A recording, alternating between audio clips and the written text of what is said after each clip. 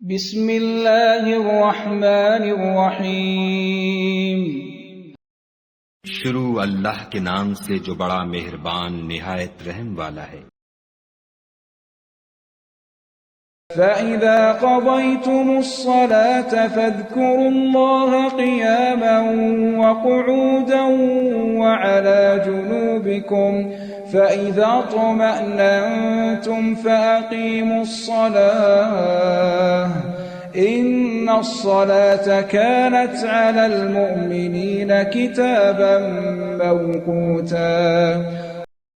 پھر جب تم نماز تمام کر چکو تو کھڑے اور بیٹھے اور لیٹے ہر حالت میں خدا کو یاد کرو۔ پھر جب خوف جاتا رہے تو اس طرح سے نماز پڑھو جس طرح امن کی حالت میں پڑھتے ہو۔ بے شک نماز کا مومنوں پر اوقات مقررہ میں ادا کرنا فرض ہے۔ وَلَا تَهِنُوا فِي ابْتِغَاءِ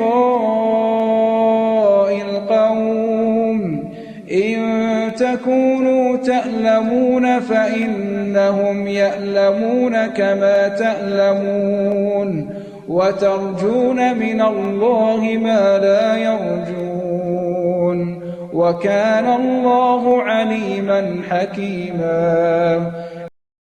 اور کفار کے پیچھا کرنے میں سستی نہ کرنا۔ اگر تم بے آرام ہوتے ہو تو جس طرح تم بے آرام ہوتے ہو اسی طرح وہ بھی بے آرام ہوتے ہیں، اور تم خدا سے ایسی ایسی امیدیں رکھتے ہو جو وہ نہیں رکھ سکتے، اور خدا سب کچھ جانتا اور بڑی حکمت والا ہے۔ ایک مسلمان کے لیے یہ بہت ضروری ہے کہ وہ صرف قرآن کی تلاوت ہی نہ کرے بلکہ یہ بھی سمجھے کہ قرآن پاک کیا پیغام دیتا ہے۔ اگر آپ اس بابرکت سفر کا حصہ بننا چاہتے ہیں تو چینل کو سبسکرائب کیجئے اور اس پیغام کو دوسروں تک پہنچانے میں ہمارا ساتھ دیجئے۔